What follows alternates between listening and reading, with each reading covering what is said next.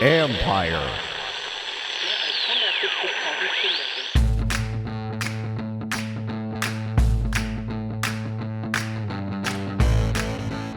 Hello and welcome to my podcast. Don't forget to subscribe to us wherever you get your podcasts. And if you're watching us on YouTube, go ahead and hit that subscribe button, like us. We're part of the Empire Media Network.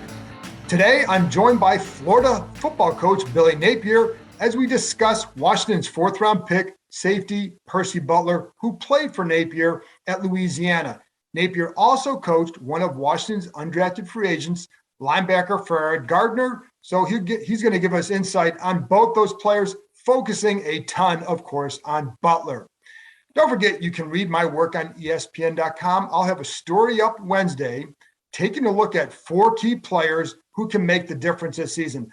A lot of talk about the draft picks and do they have that major impact player? Well, maybe not. I think it's a solid class, but the real high ceiling guys are already on the roster. The guys who can lift this franchise from 7 wins to 10. Could they get to 11? If everything breaks right, we'll see. But those 4 players should be obvious. Quarterback Carson Wentz. One reason for him, look at the last 4 years of Washington's total QBR, an ESPN metric measuring quarterback play. So it's a rating of 100.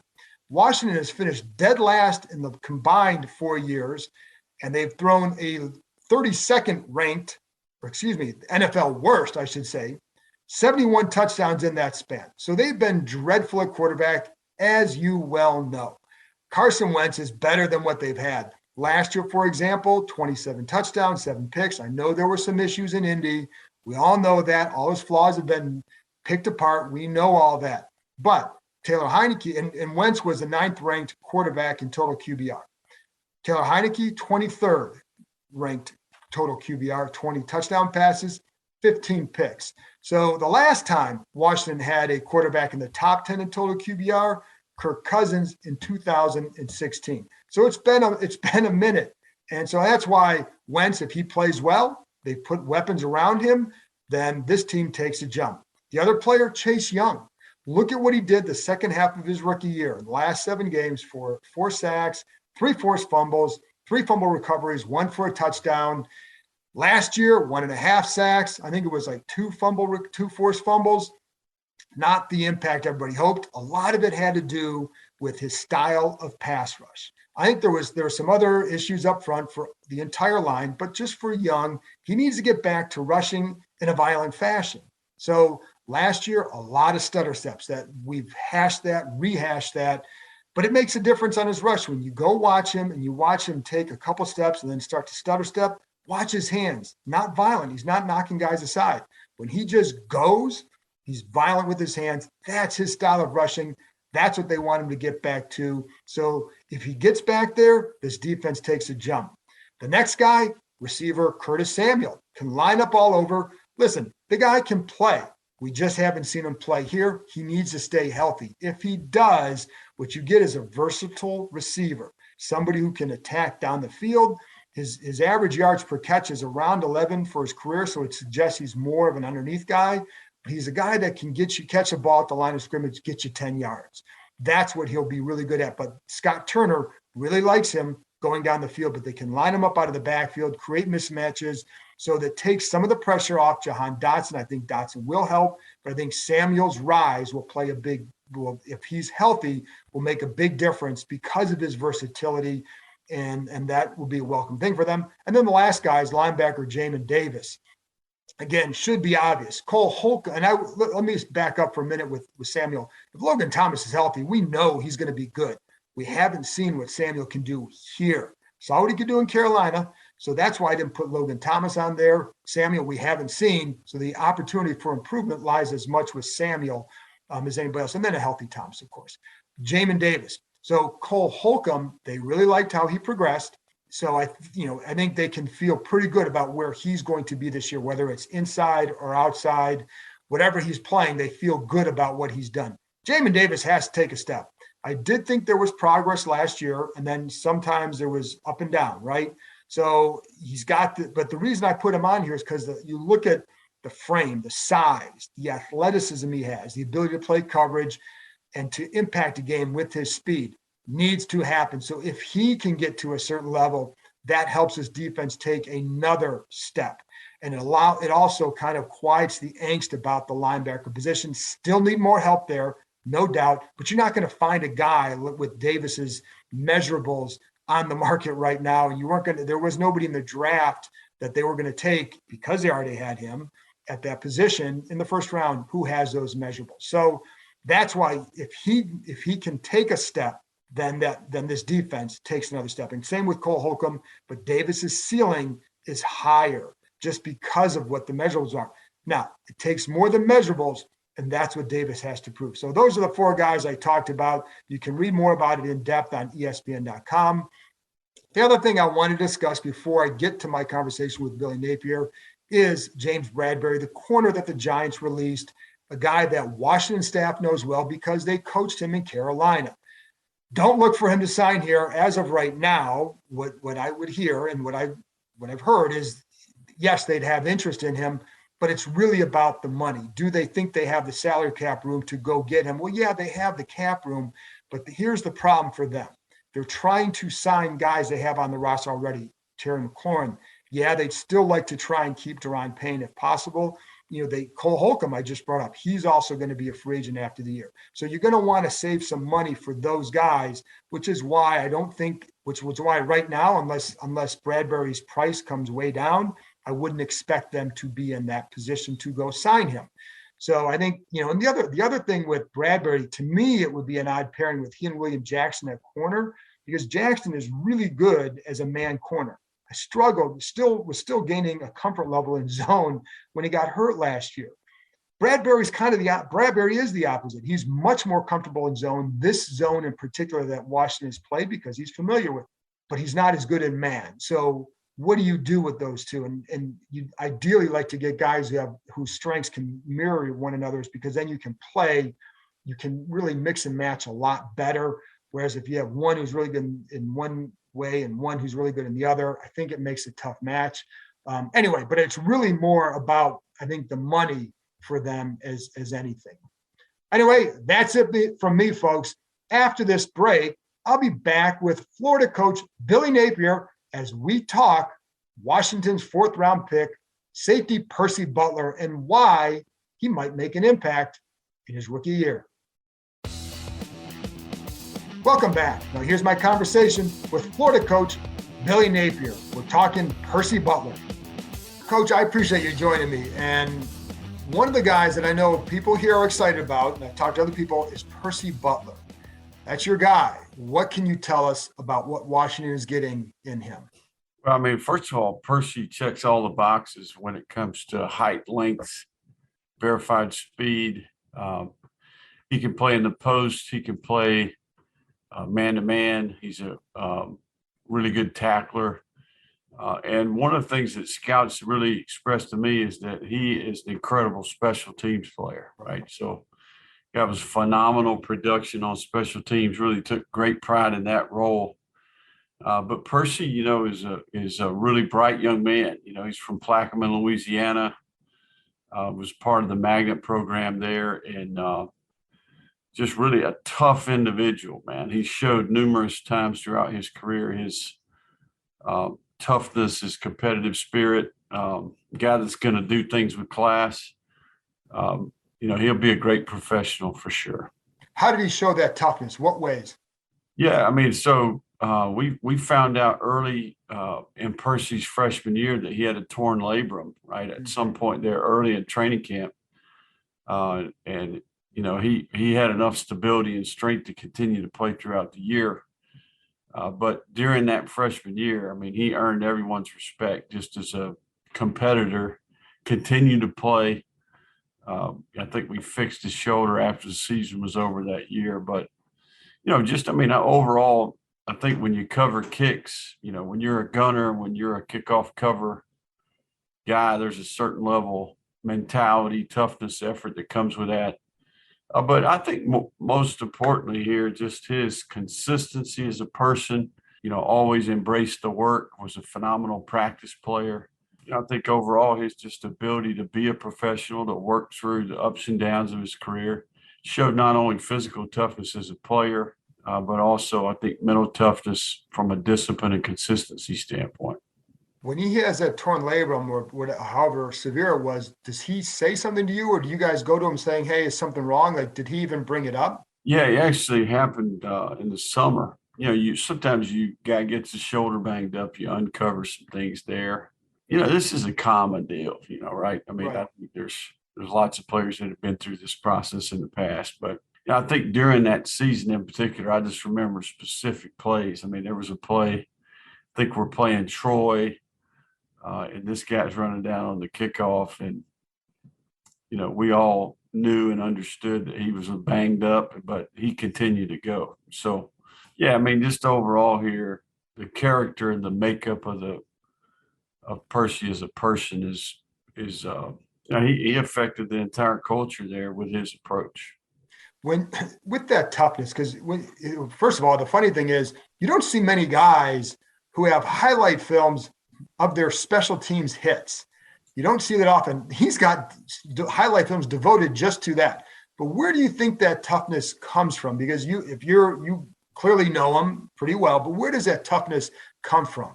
Have you been to Plaquemine, Louisiana? I have, but I know Brian Mitchell very well. Brian Mitchell's really tough too. So yeah, it must be. Yeah, I mean, I think that just Percy's a product of a lot of hard work.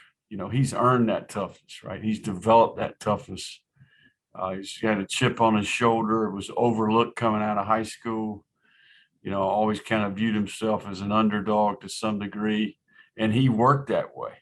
So I don't think toughness is something you're just born with. I mean, I think Right. he was a product of a really good high school program, one that is about the right things. He's from a part of the country where he appreciates any and everything that he has, the opportunity, that he has in front of him. So you're going to get Percy's very best every day. I can't compliment him enough. From scrimmage as a player, he's got that speed. How do you see him fitting? I know they're going to have their own plan for him. They kind of view him almost possibly in their nickel package as like a bigger safety who can cover up against tight ends, also with the speed to play back. So, what do you see his strengths as a player from scrimmage? Percy's a well-rounded player. I don't necessarily think that he has a weakness. The guy can play in the half. He can play in the post. He's got range. He's got ball skills to make a play on the ball when given an opportunity.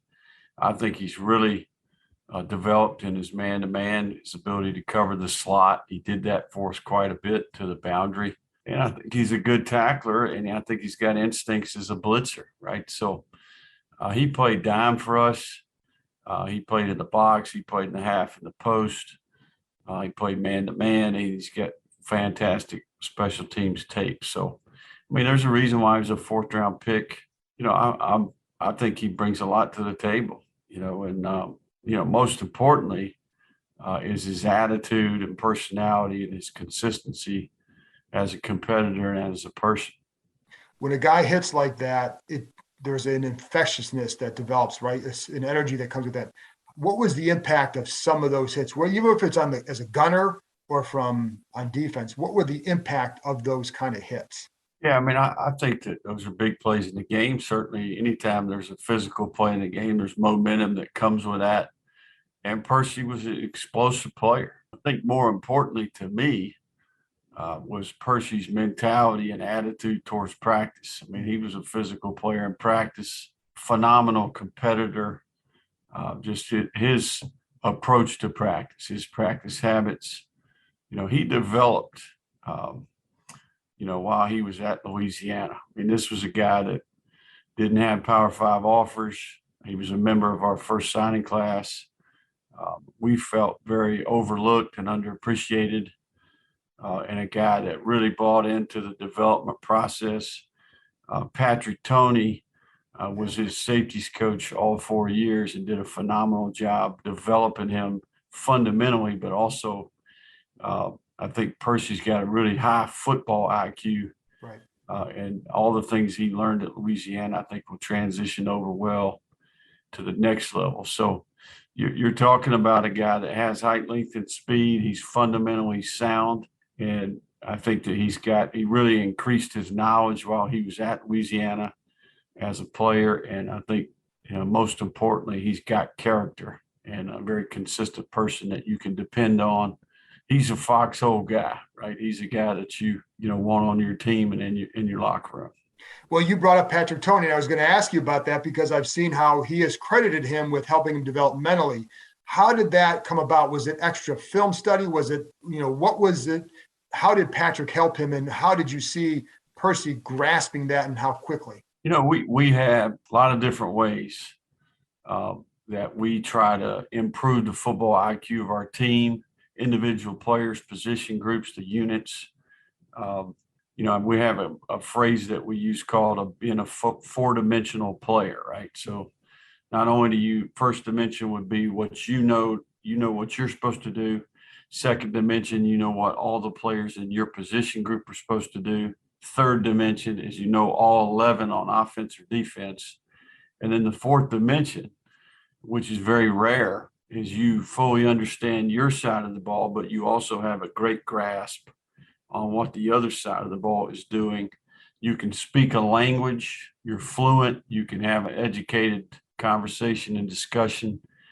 It helps with in-game adjustments. It helps in a short week, in terms of scouting report and film study.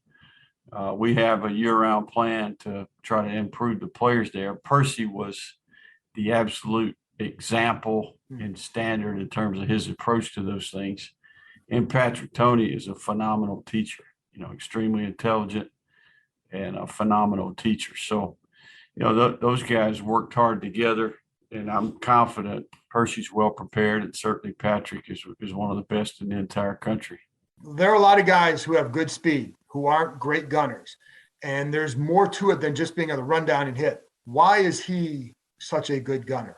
Well, I think he gunner is obviously speed's an important part of that, Sure. but I do think you got to have a release plan, right? There's got to be some understanding of the concept that's called, the direction of the punt, what's the strategy relative to the field zone, what kind of leverage are you getting from the jammer, and then just mastering the craft, right? The basic fundamentals at the line of scrimmage, try to win at the line, and then you got to win post-release on the second level. And then just overall good approach, good instincts and angles relative to get the returner on the ground. So, we had a phenomenal punter as well. So, yeah. You pair a good punter with a good gunner, you can cover kicks. And if you want to have a good football team, you got to cover kicks. Go ahead. I'm sorry, I didn't mean to interrupt you. I apologize. But he also said that he used to talk to the punter and kind of like maybe game plan just by talking to him and understanding where the ball was going. Is that part of it too? Absolutely. The other thing, one of the things too, and he's a 4th round pick and he's coming from a smaller school. So how this draft process is, they're going to pick at things. You'd see like he had the big hits, but then sometimes there were some missed arm tackles. Was that a fair criticism? Is that something he had to work on, or what do you think? I don't think there's any players out there that that are perfect. I mean, correct. And I think that this is a developmental game. These are, we all make mistakes, and certainly every football player every week makes mistakes, right? So, like any player, whether they're drafted in the first round or they're a free agent, I mean, you can create a reel of plays where they could improve, but I think that it's about the body of the work, right? And I think that Percy's got a phenomenal body of work, right? I mean, Percy will continue to develop. I mean, the guy has a high ceiling relative to his height, length, and speed and overall movement. He's got a great foundation. And, I'm confident Percy will play a while. I think he's that kind of person and that type of football player. Well, he, like you said, he went from a 2-star recruit to a 4th round draft pick. He's doing something right. One thing I would tell you about Percy Butler, he doesn't care what anybody else thinks about him. Okay, I can promise you that, right? He's the proof's in the pudding, and turn on the tape. Okay. And, I think actions speak a lot louder than words, and Percy's actions are pretty impressive. I think that's that plaque mine background. That's how Brian Mitchell was too. I did want to ask you about, because they also signed an undrafted free agent. I don't know if it's Farad or Farad Gardner, who you also coached. Farad. So what are they getting in him? Yeah, I think Farad's a sub backer. Farad is, he's 6'1.5". He's probably 210 pounds, so a little bit undersized, but has room to grow.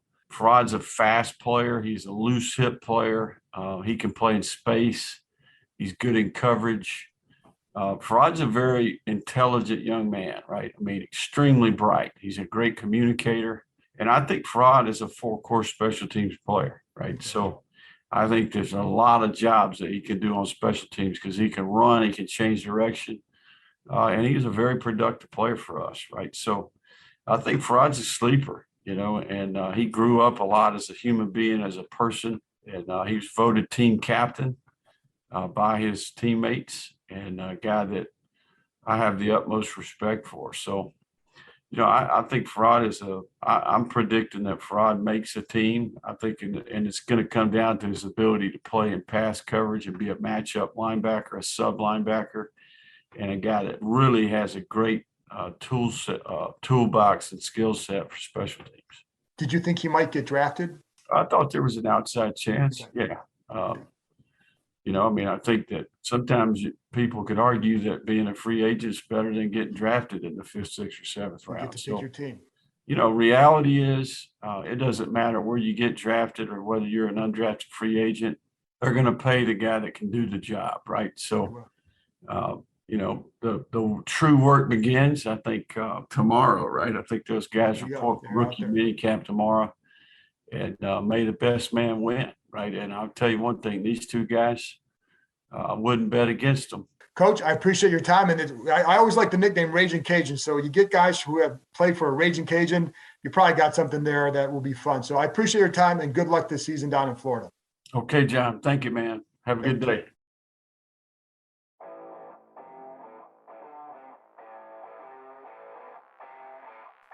That's it for this episode. Thanks to Florida coach Billy Napier for joining me, and thank you, as always, for listening.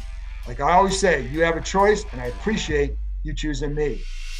I'll be back with another episode on Friday, talking to Alabama beat reporter Mike Rodak about two of the Crimson Tide players Washington drafted this year, defensive tackle Phidarian Mathis and running back Brian Robinson. Rodak covered them, knows them well, good insight.